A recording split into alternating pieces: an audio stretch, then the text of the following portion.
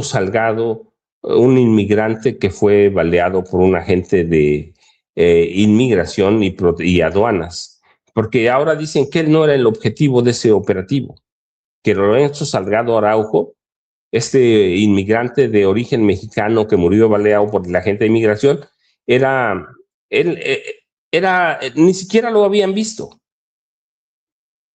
Dicen que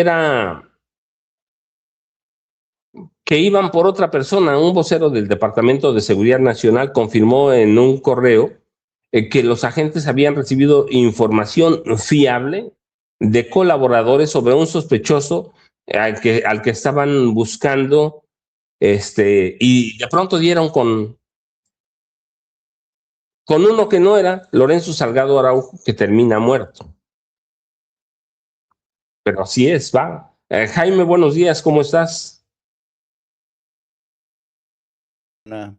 Maestro Paco, ¿cómo estás, querido amigo? Jaime, ¿con qué le entramos? Tú me dices. Híjole, pues hay muchísimas cosas, pero ¿qué te parece si ahondamos en este tema de la muerte de este mexicano, inmigrante mexicano? Una historia trágica, dolorosa, que se suma a este largo rosario de muertes que el Departamento de Seguridad dice ahora intenta, como siempre, recomponer la historia. Es lo mismo, siempre ocurre lo mismo, pero a manera de primera aproximación, cuando dan este tipo de excusas diciendo que no, este no era, que era otro personaje que al cual estaban persiguiendo, esto vuelve a demostrar que la gente que ha sido, digamos, preparada, incluso han echado mano de agentes de distintas agencias para llenar el cupo de agentes que necesitan para tratar de expulsar a una mayor cantidad de migrantes, pues resulta que las prisas, resulta que la improvisación, pues siempre son malas consejeras, porque lo que ocurre es que muchos de estos agentes que participan en estos operativos no están preparados, no están preparados. Y por eso ocurren estas tragedias. Y por eso luego el Departamento de Seguridad Interna sale con este tipo de explicaciones. No, es que iba así, la cosa fue mal, se confundieron los agentes para tratar de justificar este tipo de tragedias. Pero el caso es que todos estos agentes han sido contratados, reciben subvenciones, reciben bonos extra por cada detención, pero el problema principal es que no han sido entrenados, no han sido capacitados de forma profesional. Y como se sabe, pues esto es un cóctel muy peligroso, la improvisación y las prisas son un cóctel muy peligroso que siempre termina mal, ¿no? Termina dañando el tejido de la comunidad migrante, una comunidad que durante ya más de 250 años, los que tiene Estados Unidos de haber nacido, siguen siendo perseguidos, siguen siendo criminalizados, siguen siendo demonizados. Y también creo que la respuesta del gobierno de México, eh, pues se convierte en lo que en inglés muchos llaman un wishful thinking, es decir, un sueño mojado, un sueño nada más de que la acción del gobierno de México se va a traducir en algo positivo. ¿Por qué? Porque yo no estoy aquí diciendo que la decisión del gobierno de Claudia Sheinbaum de pedirle al secretario de Relaciones Exteriores que vayan más allá de la diplomacia para defender a la comunidad esté mal. No, no, no, no, no estoy diciendo eso. La intención de la presidenta es buena, tiene como fin último tratar de proteger a la comunidad migrante, pero el hecho es que todos conocemos cómo funciona la justicia en Estados Unidos. Todos sabemos que cuando se trata de ir contra agentes de ICE, cuando se trata ir contra agencias federales de Estados Unidos, todos los casos, la inmensa mayoría de los casos, terminan casi siempre en el basurero. Así son las cosas, y sobre todo porque también existe un gran prejuicio contra la comunidad migrante, un prejuicio que ha sido atizado por el gobierno de Donald Trump. Así es que no quiero que se me malinterprete. Va a funcionar esta estrategia porque acuérdense que esta no es la primera vez que el gobierno de México activa, contrata abogados, contrata a activistas, invierte para que la comunidad migrante sea defendida, pero lo cierto es que muchas veces esta inversión y este esfuerzo termina por no yendo a ningún lado, ¿no? Porque realmente el aparato judicial que pueda articular la red de consulares o el gobierno de México se enfrenta al obstáculo del poder que tienen las agencias federales, del prejuicio que anida en las cortes de Estados Unidos, pero insisto, peor es no hacer nada, porque estamos hablando de una nación acostumbrada no solamente a irrespetar la ley cuando se trata de la comunidad migrante, sino además estamos hablando de una nación que está acostumbrada a emprender acciones extrajudiciales, acciones extraterritoriales. Ese ha sido el historial de esta potencia, nuestro vecino del norte, que siempre nos ha humillado, siempre ha humillado a la comunidad migrante, siempre se ha ensañado a nuestra comunidad migrante, siempre lo ha utilizado no solamente a la comunidad, sino a México como piñata. Así es que yo celebro que la presidenta haya elevado el listón, haya manifestado un airado reclamo contra estos abusos, contra estos crímenes, pero pues lamento que en este caso pues se enfrenten a un sinnúmero de obstáculos que no van a impedir que la comunidad migrante siga sufriendo el acoso de las agencias de ICE, de los agentes de ICE. Muchos de ellos también, muchos agentes de ICE, hay que reconocerlo, y de la Customs Border Patrol, la patrulla fronteriza, son realmente agentes a los que se les considera como la guardia pretoriana de Donald Trump. ¿Por qué se les considera la guardia pretoriana? Porque piensan igual que Trump. Muchos agentes de ICE piensan igual que Trump. Dicen, consideran que los inmigrantes están invadiendo el país, consideran que los inmigrantes son delincuentes, no los respetan, los maltratan, cuando nuestros migrantes son gente trabajadora. Si no fuera por nuestros migrantes, en Estados Unidos, los ciudadanos decentes, muchos de ellos blanquitos, ricos, no podrían todas las mañanas desayunarse, no podrían terminar sus casas, sus piscinas hermosas no estarían perfectamente construidas. Los rascacielos en muchas partes que son hechos con mano de obra migrante no terminarían no terminarían deslumbrando y siendo la envidia de todo el mundo. Esa es la comunidad de migrantes de Estados Unidos. Estados Unidos ha sido una nación que se ha edificado sobre los hombros de una comunidad migrante trabajadora, honesta. Así es que yo creo que pues vamos a seguir sufriendo esta pesadilla mientras Donald Trump insista en convertir a México y a los migrantes en su piñata para golpearlos cada vez que tienen necesidad, cada vez que vienen las elecciones de medio término o generales, querido amigo.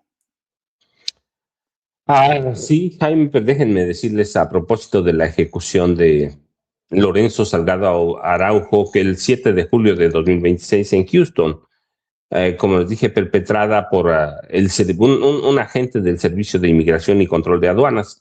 Está lejos de ser un hecho aislado, como dice Jaime.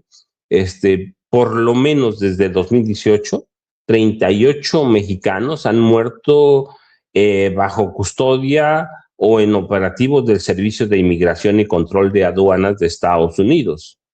Y la mexicana es la nacionalidad con más muertes registradas en el sistema migratorio estadounidense. Y las causas que atribuyen a estos asesinatos son complicaciones médicas, suicidios y en algunos casos tiroteos. Es una problemática que va a tener que enfrentar el gobierno de México más tarde que temprano. Ya lo empezó a hacer, le van a funcionar, no sé, pero el Servicio de Inmigración y Aduanas va a endurecer su postura contra los migrantes en la medida que se acerquen las elecciones del próximo 3 de julio. Pero, Ceci, déjeme, es que quería preguntarle algo a Jaime. Tenemos el video número 18, que es el de Raimundo Riva Palacio, porque dice algo interesante, Jaime. Tú me dices. Yo no le doy tanto crédito a hablar sobre Ken Salazar porque es el chivo expiatorio. Sí. Él es absolutamente irrelevante en este tema. Sí, sí. Creo que hay cosas mucho más profundas. Sí. La verdad es irrelevante, Jaime. Pues, ¿cómo ves? Porque Raimundo Riva Palacio, ¿sabes?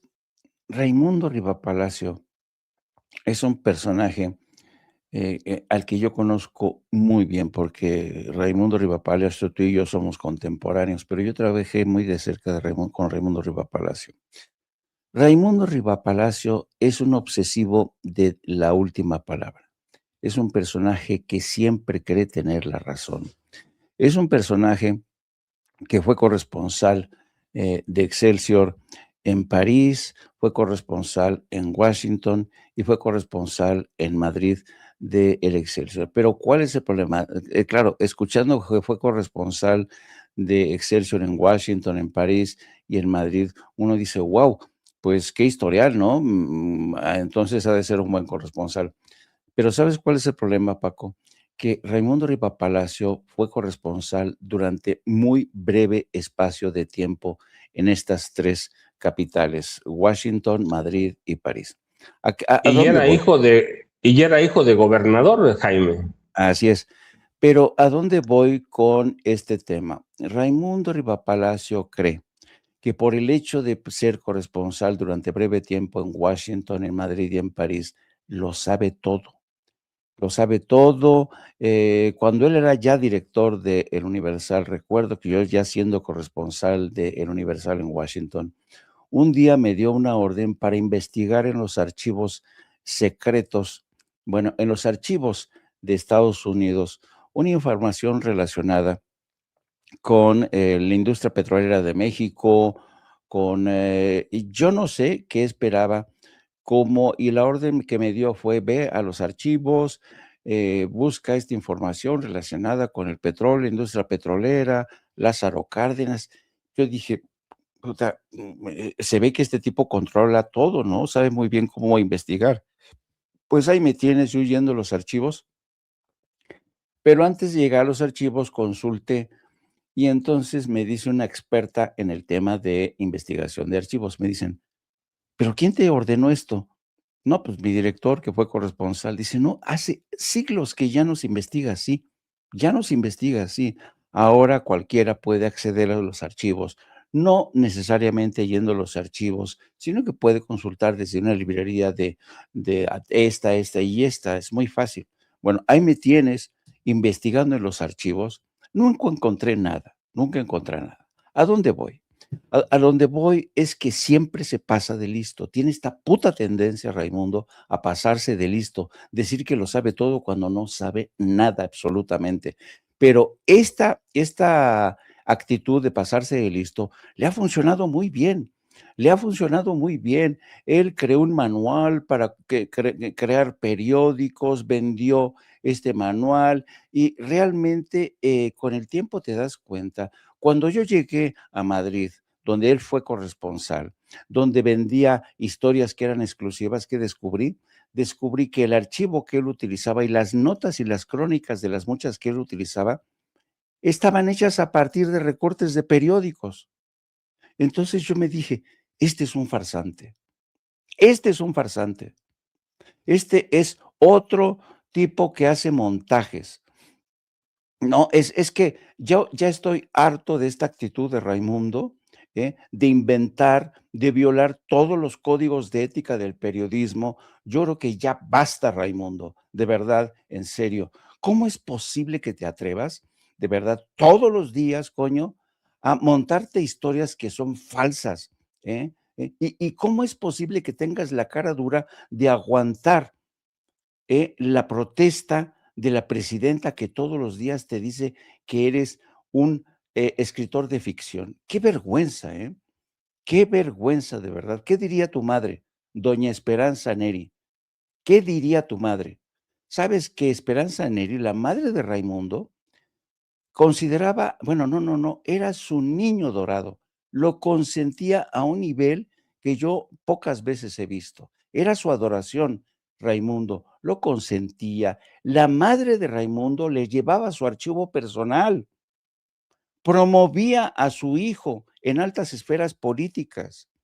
Raimundo siempre tuvo una ventaja de salida en comparación con otros reporteros. Y esa ventaja de salida era, como ya lo señalaste tú, querido amigo, el apellido de Rivapalacio. Su padre, ¿quién fue? Su abuelo, ¿quién fue? Y ese apellido le permitió escalar rápido en la carrera del periodística, porque ustedes saben que Raimundo Rivapalacio, sabes que él es egresado de la Carlos Septién. ¿Y sabes por qué es egresado de la Carlos Septién? Porque no había terminado la preparatoria. Y la Carlos Septién era una escuela con unos controles bastante laxos para permitir el acceso de algunos de sus alumnos. Te lo digo porque me consta. Yo, cuando todavía no había terminado la preparatoria, quise acceder a la Carlos Septién y me aceptaron. Por fortuna, después, con el tiempo, terminé la preparatoria e ingresé a la Facultad de Ciencias Políticas de la UNAM, donde terminé mi carrera como periodista y politólogo. Entonces, esto te da la medida de cómo ha construido Raimundo Rivapalacio su carrera. ¿Y sabes cuál es otra cosa interesante? Que Raimundo es un embaucador. Ha embaucado a personajes como el dueño del Universal, como a la gente de Televisa. ¿Cómo es posible que, a pesar de que la presidenta lo ha denunciado públicamente como un escritor de ficción, cómo es posible que siga teniendo un programa a las 7 de la mañana? Por cierto, con unos niveles de audiencia bastante precarios. Entonces, yo, francamente, yo cuando regresé a México, me di cuenta de tantas cosas, porque claro, cuando yo regreso a México, después de 30 años de estar fuera de México, me doy cuenta del grado de corrupción, del grado de desviación que habían experimentado personajes como Raimundo Rivapalacio y una larga lista de personajes que prefirieron enriquecerse antes que hacerle honor a este viejo oficio del periodismo que consiste en separar el grano de la paja. Esta gente se corrompió.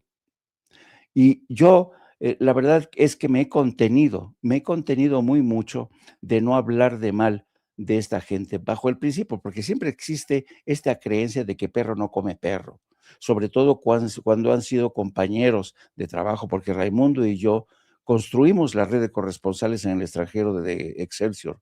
Él fue jefe de corresponsales, yo le sucedí como jefe de corresponsales en el extranjero. Así es que conozco muy bien a Raimundo y no quiero que me tiren de la lengua porque sé muchas otras cosas más de Raimundo, porque de verdad es vergonzosa la forma en que Raimundo se está comportando. Ataca todos los días a la presidenta de México, se ha puesto al servicio del grupo de Carlos Salinas de Gortari y de otros intereses espurios que tienen un odio, realmente un odio increíble contra la 4T. Han perdido sus privilegios y mira que siguen gozando de muchos privilegios, ¿no? ¿Te acuerdas cuando Raimundo Rivapalacio se mandó proteger con un amparo para que Andrés Manuel López Obrador no hablara de él en la mañanera? ¿Por qué lo hizo? Así es que aquí me detengo, querido amigo. Sí, y todavía tenemos otras noticias, Jaime. Tenemos una que te va a gustar y que vas a analizar bastante bien. El secretario de Estado de Estados Unidos, Marco Rubio, convocó a ministros de Relaciones Exteriores y del Interior de más de 60 países a una reunión en Washington para coordinar esfuerzos globales contra lo que el presidente Donald Trump cataloga como resurgimiento del terrorismo transnacional de extrema izquierda. A mí me causa de pronto así un poco de escozor porque Trump para todo usa el término comunismo. Es una herramienta retórica de polarización y propaganda, y lejos de un análisis político riguroso, utiliza la etiqueta para estigmatizar a sus adversarios. A los demócratas los llama comunistas, ¿no? A los periodistas que no les gusta cómo le preguntan en la Casa Blanca, los llama comunistas, a las agendas progresistas les llama comunistas, y a las movilizaciones y de votantes latinos los llama comunistas. ¿Sí?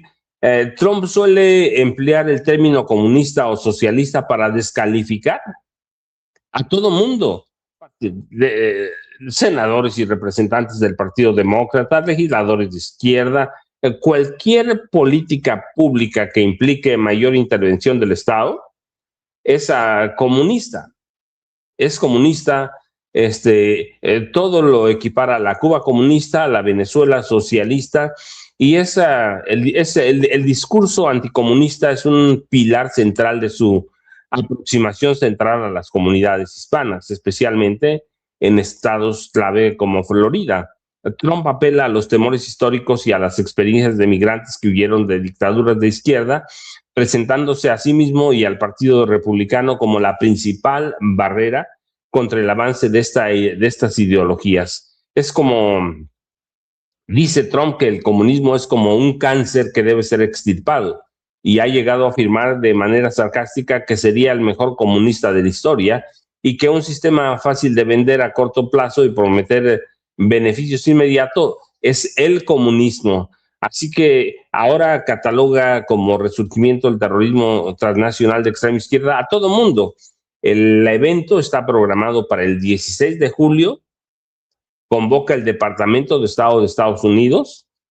El enfoque central es la estrategia, o será la estrategia estadounidense que busca compartir inteligencia, frenar redes de financiamiento y limitar plataformas a movimientos como Antifa, que nadie sabe qué es y nadie sabe dónde está,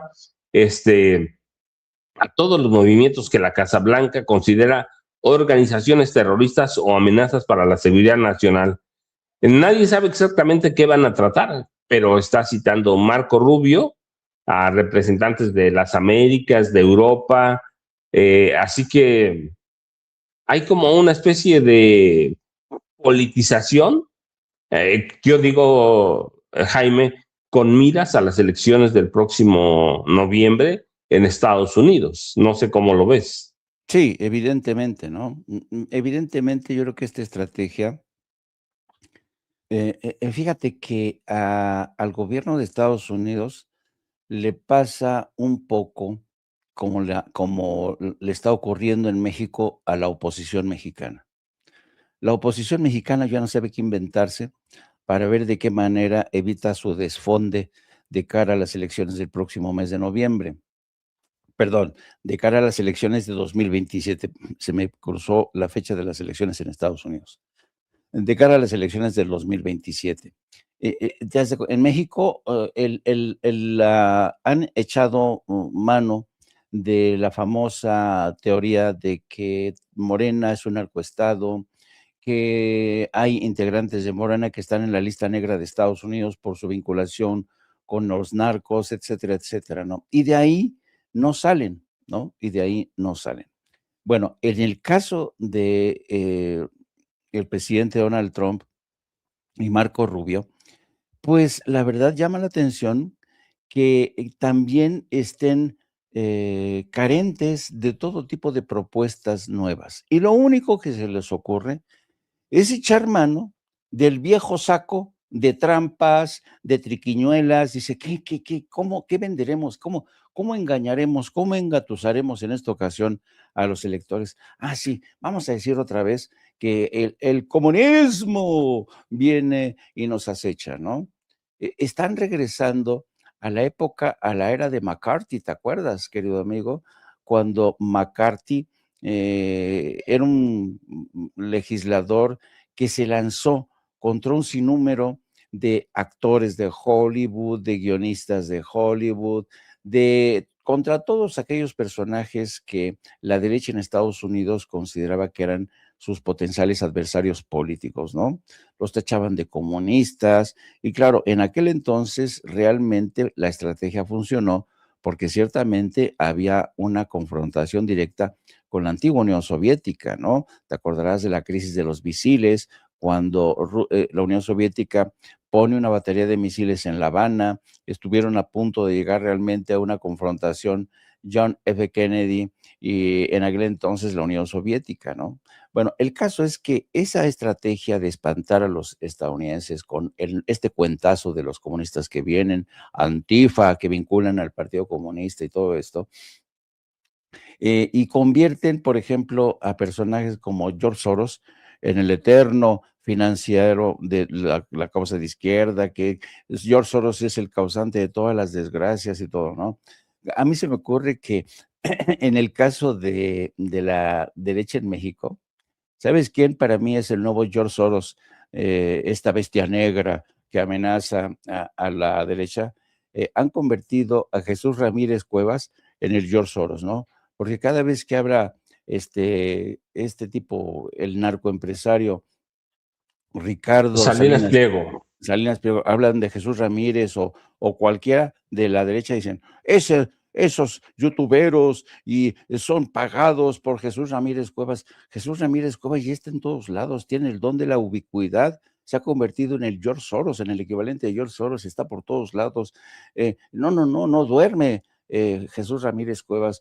Está operando desde los sótanos de Palacio Nacional, llamando por teléfono a todos los youtubers diciendo, sí, hagan esto, ataquen a fulanito, menganito. Lo han convertido en el nuevo George Soros, este muchacho que dicen que conspira con los youtubers para mantener incólume a la 4T. Bueno, el caso es que el hecho de que Donald Trump y los republicanos sigan echando mano de esto te da la medida de la desesperación que tienen porque saben que la tienen muy difícil de aquí a las elecciones de noviembre.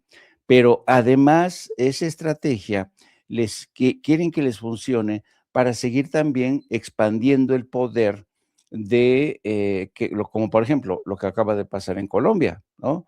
Porque Abelardo de la Espriella también está con este cuentazo de que estos comunistas y que esta gente son enemigos, pero vamos a acabar con ellos, los vamos a encarcelar. ¿Y qué es lo que pasa también en países como Perú, en Bolivia? Están resucitando el viejo fantasma comunista que dicen.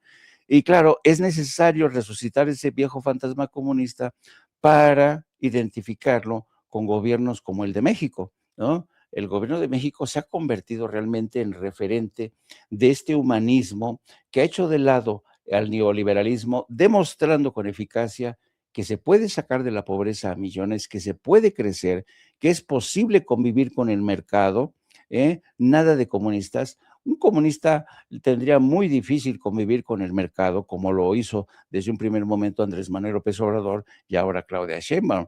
En México se ha convertido en una nación que tiene inversiones extranjeras récord. ¿Tú crees, amigo, que los inversionistas son tan estúpidos por apostar a un país que identifican algunos en Washington como un país comunista? Pues no. Hemos visto a este locutor imbécil, Fieneman, diciendo que México es un país de hambruna, es un país de comunista.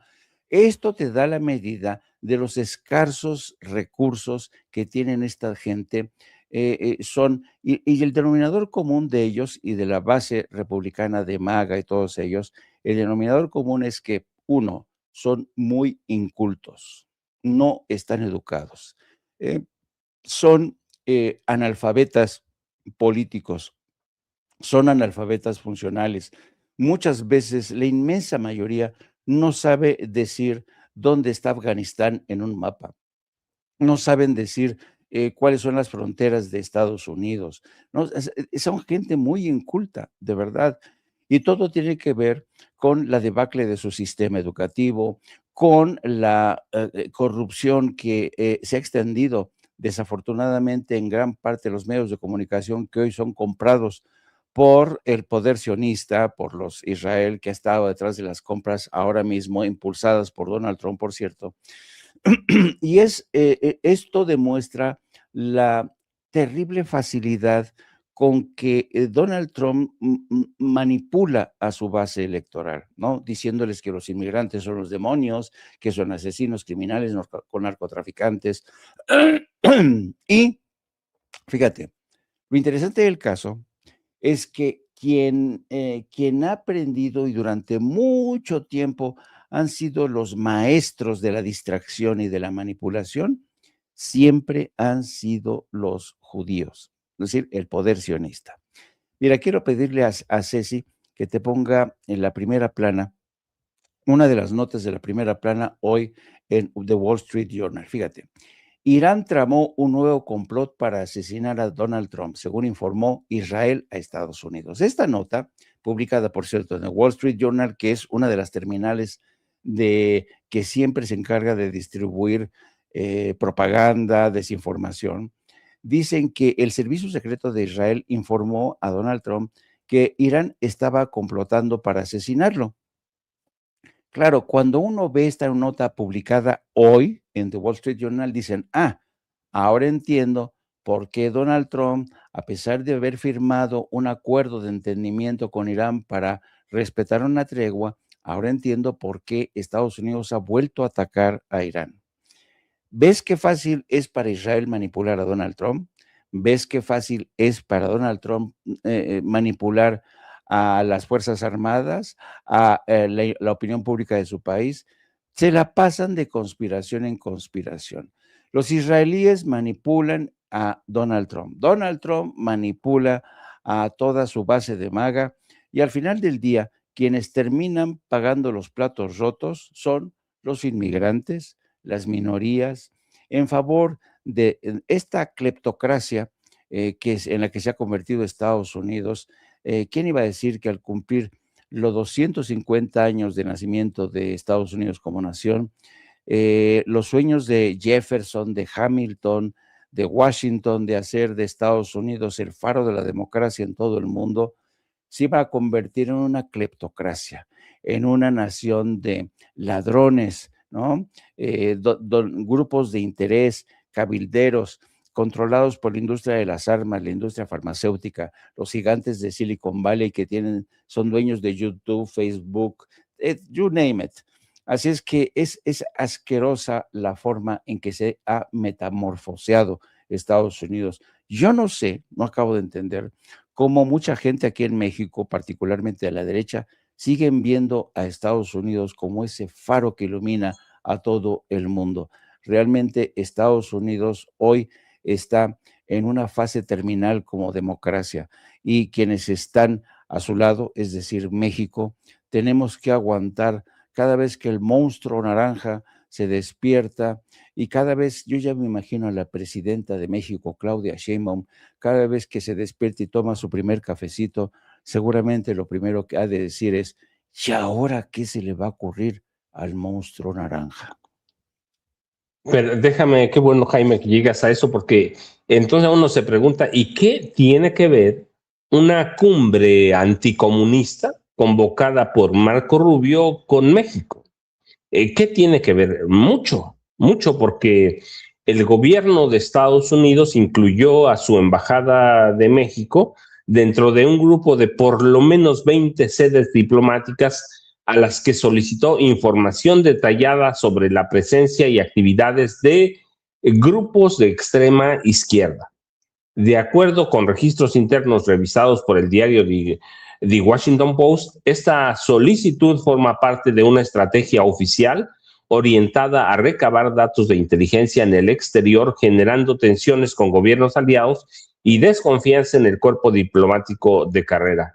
El envío del cable instructivo ocurrió a mediados de junio, alcanzando a representaciones clave en América Latina. Las primeras, Argentina y México, claramente, además de Italia y Albania en Europa. El requerimiento central de Washington busca identificar ramificaciones transnacionales del movimiento antifascista conocido en forma global como Antifa, a pesar de que diversas oficinas diplomáticas indican que ninguna de las sedes coincidió con el diagnóstico de la Casa Blanca sobre la peligrosidad de estas agrupaciones. En otras palabras, Donald Trump está regresando a los tiempos de la guerra sucia en México, en los que la CIA veía un complot de comunista y así llevaron a México a una guerra sucia que dejó cientos de muertos y cientos de desaparecidos.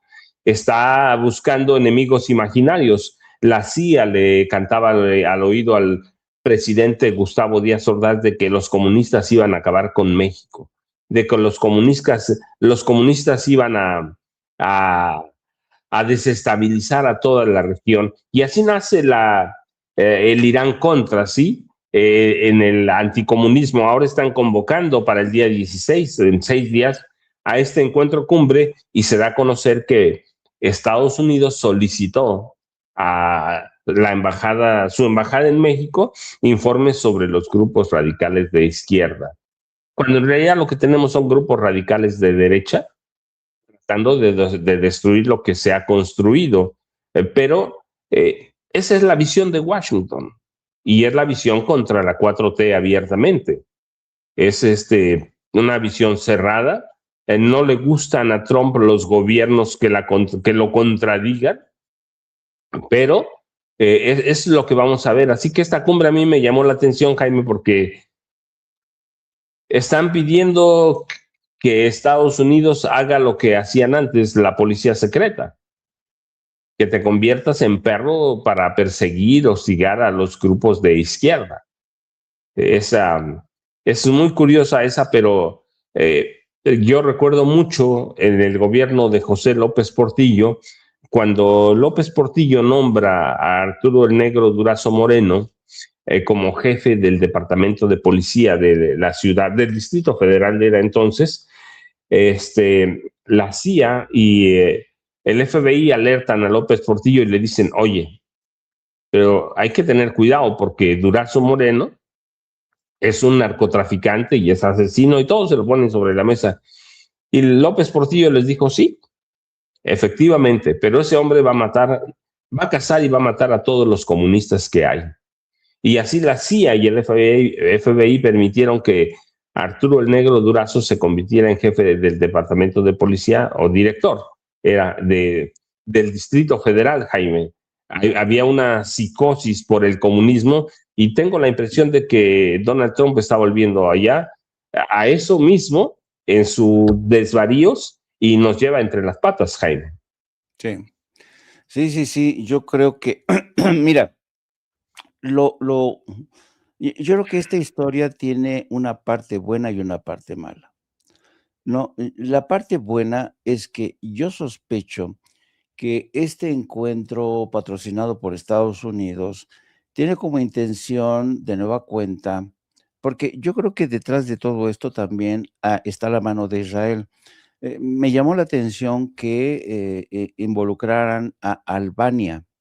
Albania se ha convertido, bueno, Albania tú sabes que es una de estas naciones perdidas en las que básicamente Albania era una nación abandonada a su suerte. El nivel del éxodo albanés es impresionante. Muchos albaneses han abandonado su país porque no encontraron futuro, en fin. Pero desde que Israel decidió trasladar a muchos de sus ciudadanos a Albania para crear una colonia ahí, el país ha despertado. Ha habido manifestaciones, protestas, porque Albania no quiere convertirse en una nueva Palestina. No quiere que lleguen los judíos a marginarlos, asesinarlos, y se ha desatado una revolución en Albania impresionante. Y claro, ¿qué es lo que van a decir? No, es que son los pinches comunistas que están agitando las cosas en Albania, pero no te cuentan otra parte de la historia, que Israel quiere convertir a Albania en una de sus colonias. Que es lo mismo exactamente, fíjate qué ironías de la historia. Tú sabes que muchos nazis tras el fin de la Segunda Guerra Mundial, pues se vieron obligados a huir, a encontrar refugio. Y una de las naciones donde encontraron refugio fue Argentina. Curioso, ¿no? El caso es que está mucha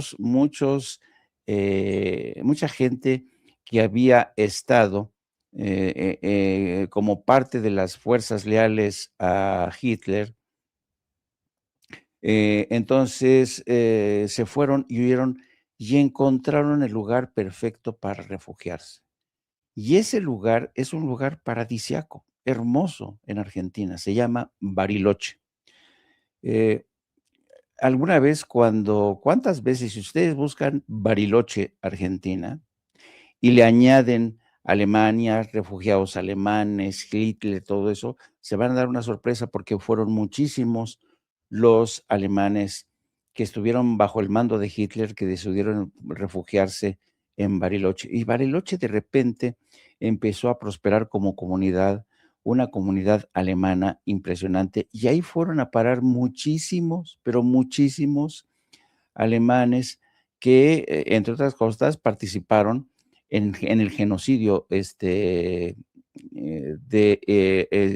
ciudadanos israelíes. Y estoy utilizando palabras que no digan, ya saben qué, porque YouTube censura ciertas palabras, ¿no? Hay que decirles alemanes que estuvieron bajo el mando de Hitler, hay que decir, ¿no? Ya saben, porque si no, YouTube, ¡pum!, nos pone el palo encima, nos pone la pata en el cogote. Bueno, el caso es que, fíjate qué ironías de la historia. En el pasado, Argentina fue el refugio de esos alemanes que protagonizaron el genocidio contra ciudadanos israelíes, es decir, judíos. Y hoy Argentina es el refugio. Este es Bariloche. Miren qué preciosidad. Es una ciudad, miren la edificación de las casas a su lado izquierdo, vean la arquitectura de las casas de corte alemán. Es una belleza, ¿eh? Está entre las montañas, es una cosa preciosa. Bueno, y ahora Argentina se está convirtiendo en refugio de israelíes que han cometido genocidio contra los palestinos. Qué vueltas que da la vida, ¿no? Así es que siempre vamos a estar en manos de estas campañas de propaganda política que operan en favor de criminales, operan en favor de injerencistas como Estados Unidos, como Israel, ¿no? En el pasado le daban cobertura a los alemanes que huían después de haber cometido un genocidio contra judíos. Hoy le dan cobertura a judíos que han protagonizado en el genocidio contra palestinos. Lo mismo en Albania que en Argentina. El mundo sigue girando en torno al dinero, al poder político, a la industria armamentista. Así es que lo bueno es que ya la comunidad internacional, o lo que se conoce como el sur global, ya no se chupa el dedo. Mucha gente ha despertado, empezando por México, que ya no compra estas historias. Y desafortunadamente en México, o por fortuna en México, la oposición no se da cuenta que ya México tiene ciudadanos cultos, informados, sofisticados, que desde que llegó la 4T, muchos han declarado, me he quitado la venda de los ojos, he descubierto cómo operaban los grandes medios de comunicación y siguen operando, muchos de ellos, como el Universal, como el Reforma. Te voy a poner un ejemplo de cómo sigue operando esta mano negra en los medios de comunicación hoy mismo. Mira, esta es una nota que publica hoy el Universal. Dice, estas son las piezas claves en el caso de Ismael El Mayo Zambada. La detención y traslado del capo a Washington reveló los vínculos de personajes con el crimen organizado, lo que ha generado tensión en las relaciones diplomáticas. Pero fíjate, reveló los vínculos de personajes con el crimen organizado. Qué titular, ¿no? Pero claro, luego lees la nota y es un recuento superficial de lo que ha ocurrido hasta ahora, ¿no? Nada más señalando que tras esto Estados Unidos ha acusado ya. Es decir, es una nota manufacturada yo diría casi parece ser en la Embajada de Estados Unidos. Y ¿sabes qué? Todavía tiene el descaro de firmarla esta mujer que se llama Alejandra Canchola. Qué vergüenza, de verdad. Yo no sé cuando Alejandra Canchola, y que dice en su historial, Alejandra Canchola, es toda mi vida en el Universal, pero también he sido editora de historias en Animal Político y La Silla Rota. Y dices, ¿ese es su historial? Y se atreve a ponerlo y luego nos vende una nota a la medida editorial de la Embajada de Estados Unidos, del gobierno de Estados Unidos, para insistir que la detención del Mayo Zambada ha dejado al descubierto vínculos de personajes, no aclara, pero evidentemente se refiere al gobierno de México. Esta es, para que te des cuenta, yo no sé si esta muchacha, que sospecho que es joven, que sospecho que es inexperta, se ha dejado embaucar, o ella misma que se cree que está actuando en nombre de un periodismo profesional, pero lo que está haciendo, le está haciendo un flaco servicio a su país, prestándose al juego para convertir esta historia, que es un montaje de Estados Unidos, y además insiste en la nota en que Estados Unidos no tuvo que ver, citando al embajador Ken Salazar y a otros funcionarios, pero es evidente que el Departamento de Justicia estuvo detrás de este operativo, lo mismo que el FBI, porque dime tú crees que los chapitos iban a secuestrar al Mayo Zambada, iban a viajar a Estados Unidos, a aterrizar en el aeropuerto de Santa Teresa, Nuevo México, así nada más, y de repente los está recibiendo un ejército de agentes del FBI? ¿Esa no es una operación orquestada por el Departamento de Justicia? Una de dos. O esta reportera es, ¿cómo decirlo suavemente? Un poco, ¿cómo decirlo? Ay, no quiero utilizar esta palabra, no quiero insultarla, pero es que su trabajo hable por ella y por el periódico Universal, que últimamente deja mucho que desear como el periódico decano de la prensa nacional. Fíjate, Jaime, yo tengo, bueno, otras dos notas. Primero, completar lo que decías. Para mí, esta recopilación informativa que pide Washington, o en concreto Marco Rubio, que es el secretario de Estado, constituye el primer paso de una ofensiva coordinada de Estados Unidos contra los gobiernos que no se someten a Estados Unidos. Ha convocado Marco Rubio a 60 países la próxima semana para abordar el fenómeno bajo el concepto de terrorismo transnacional de izquierda.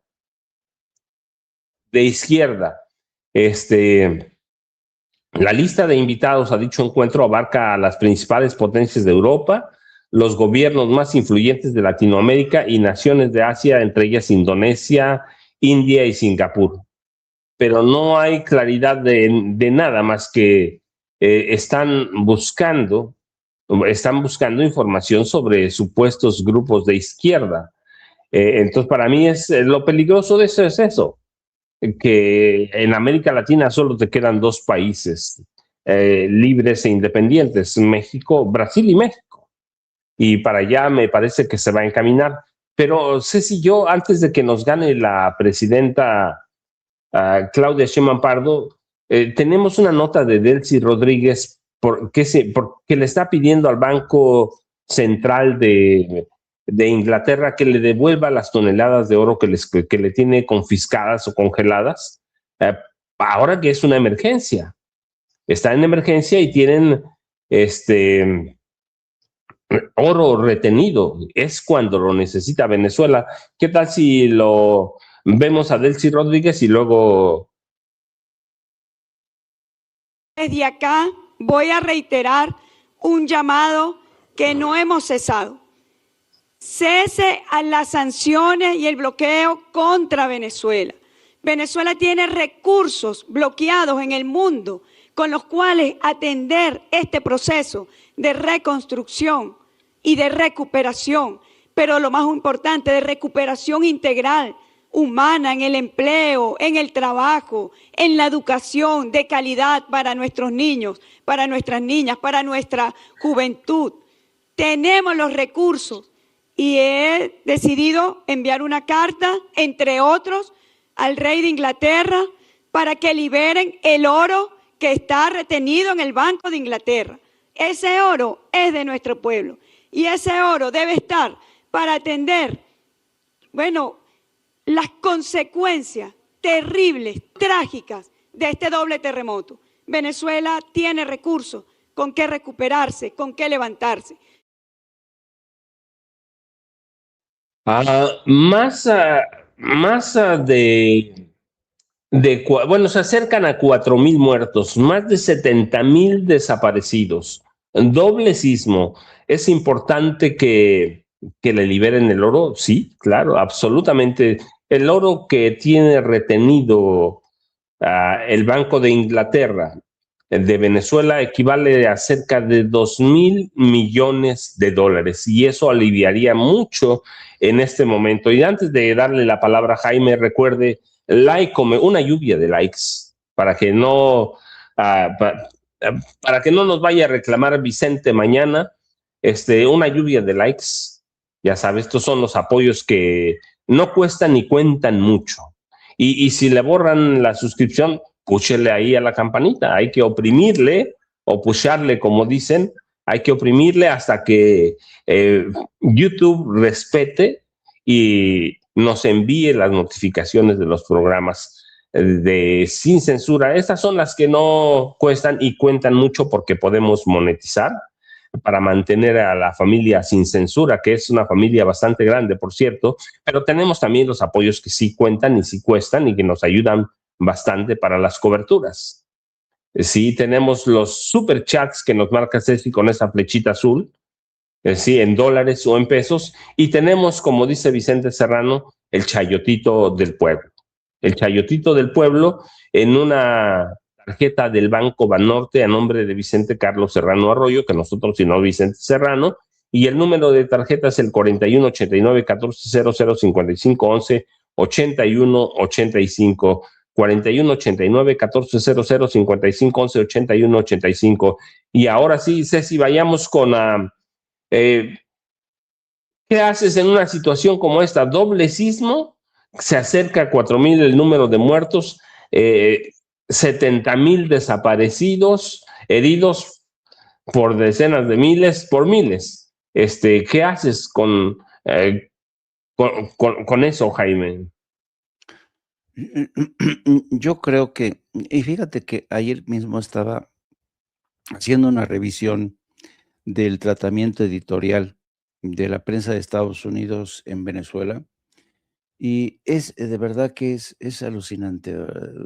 La prensa de Estados Unidos no solo es miope, cuando se trata de naciones extranjeras, es miope y además es insolidaria. Es la prensa de Estados Unidos, perdón por lo que voy a decir, pero no encuentro objetivo. La prensa de Estados Unidos, con fenómenos o casos como lo ocurrido en Venezuela, se ha portado como una miserable. No quiero excederme en los adjetivos. Y te voy a decir por qué estoy diciendo lo que estoy diciendo. Estaba viendo quizá el más insultante de los titulares que revisé ayer, decía, Venezuela sufre el colapso después de vivir su sueño bolivariano. Y dices, qué poca madre, qué poca madre. Venezuela sufre el colapso después de vivir el sueño bolivariano. Es decir, por ser imbéciles los venezolanos, se pusieron a soñar en la posibilidad de hacer realidad el viejo sueño de Simón Bolívar, que era la unificación de América Latina, el progreso de las naciones latinoamericanas. Y por eso les pasó lo que les pasó. Fíjate nada más. Pero dejan de lado, uno, que Venezuela, al igual que Cuba, estuvieron a merced de sanciones que empobrecieron a esa nación, que provocaron el éxodo de millones de venezolanos. Dejan de fuera el asalto contra Venezuela y el secuestro de Nicolás Maduro, que causaron las muertes de decenas de personas. Muchos de ellos, algunos de ellos cubanos que se encargaban de la custodia de Nicolás Maduro. Y ahora que viven en medio de 2 terremotos sucesivos, ¿qué es lo que pasa en Venezuela? Que viven en medio de la orfandad más absoluta, en medio de un colapso que ha causado Estados Unidos. Eso lo dejan de fuera. Estados Unidos ha sido realmente el causante en muchos sentidos de esta tragedia, porque si no hubieran congelado los fondos de Venezuela, si no hubieran ocasionado tanto bloqueo, Venezuela tendría hoy más recursos para hacer frente a estos 2 terremotos que causó la naturaleza. Porque no podemos echarle la culpa a Donald Trump de estos 2 terremotos. A donde voy es el tratamiento informativo de la prensa extranjera, de la prensa de Estados Unidos, que prácticamente, ¿no? Es que por haber soñado, haber tenido este sueño bolivariano, les fue como les fue. Así es que América Latina, Colombia, tengan cuidado, México, tengan cuidado, no sueñen con las aspiraciones de Simón Bolívar de ser independientes, no. No, tienen que sumarse por eso a nuestra causa anticomunista. Y déjame hacer una aclaración, Jaime, una autocorrección. Inglaterra retiene más o menos 31 toneladas de oro de Venezuela en las bóvedas del Banco de Inglaterra, que es el Banco Central. Este metal forma parte de las reservas internacionales venezolanas y está valorado, me están enviando los informes ahora, los estaba pidiendo, estaban valorados entre 4.100 y 4.400 millones de dólares, dependiendo la fluctuación de la moneda. Entonces, la cuestión es, ¿se lo liberas o no? Pero estos activos se encuentran congelados bajo una larga disputa legal en tribunales británicos y porque la justicia de Reino Unido no reconocía al gobierno de Nicolás Maduro. Ya no está Nicolás Maduro, ¿sí? Y ha rechazado entregarle el control de los lingotes. El gobierno venezolano ha solicitado, no en esta ocasión, pero reiteradamente la liberación de esos recursos, argumentando las necesidades, por ejemplo, en la pandemia de COVID 2020-2021, y ahora para hacer frente a 2 terremotos que han dejado cerca de 4.000 muertos, 70.000 desaparecidos, miles de heridos, y han dejado devastadas zonas como La Guaira, devastadas absolutamente. Así que, ¿va a entregar el oro o no lo va a entregar? No lo sé, pero tengo la impresión de que Delcy Rodríguez en este momento tiene toda la autoridad para exigir la devolución de esas 31 toneladas de oro, Jaime. Sí, pero, a ver, fíjate nada más. ¿Te acuerdas, querido amigo, cuando el presidente Donald Trump dijo que, así dijo, que él iba a gobernar Venezuela? Sí lo dijo. A partir de hoy yo voy a gobernar Venezuela. Mi pregunta es, Donald Trump estaba realmente, según él, muy interesado en la democracia en Venezuela. Decía que Venezuela tenía un dictador, decía que era un ladrón, decía que Nicolás Maduro utilizaba el Palacio de Miraflores para torturar a miles de personas. Y por tanto, él, después de secuestrarlo, dice, yo voy a gobernar Venezuela. Bueno, entonces, señor Donald Trump, si usted se considera a sí mismo gobernador de facto de Venezuela, ¿por qué usted no ha abierto la boca para exigirle al Reino Unido esos lingotes de oro que le vendrían muy bien ahora mismo a Venezuela? ¿Por qué? La respuesta es sencilla, porque quizá Donald Trump está pensando en robarse esos lingotes de oro.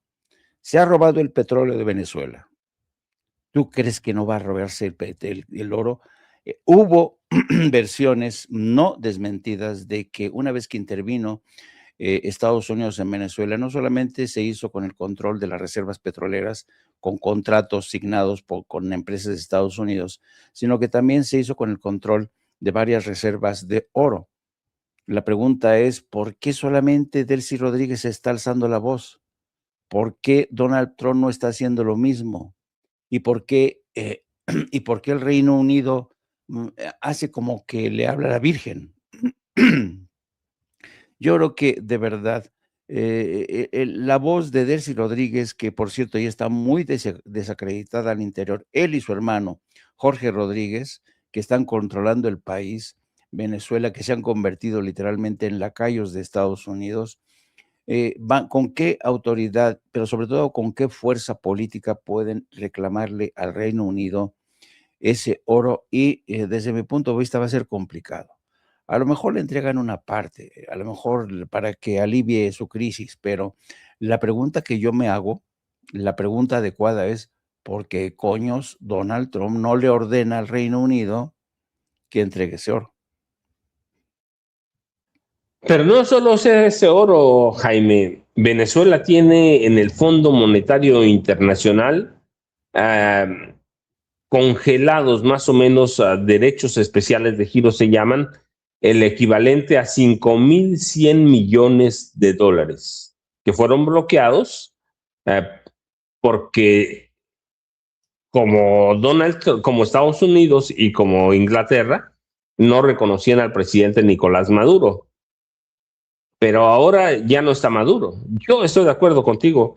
Delcy Rodríguez, su hermano, da un cambio, pero bastante grosero.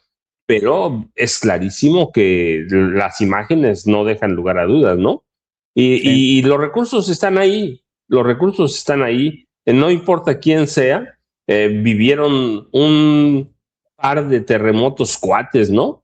Que devastaron zonas, pero exageradamente. Entonces tienes 4,000 millones en oro, 5,000 millones de dólares en derechos especiales de giro que están congelados en el Fondo Monetario Internacional. Con eso sales, no te alivia las pérdidas humanas, no te alivia muchas cosas, pero por lo menos puedes empezar una reconstrucción. Pero antes de que nos gane la presidenta, recuerden, de 1 a 3, Jaime Hernández en No Apto para Cínicos, ¿cierto, Jaime? Sí, los espero yo de 1 a 3 con mi compañera de vida, la periodista Lourdes Salas, a quien todos conocen como Hildy, una mujer que me da mis coscorrones en vivo y en directo.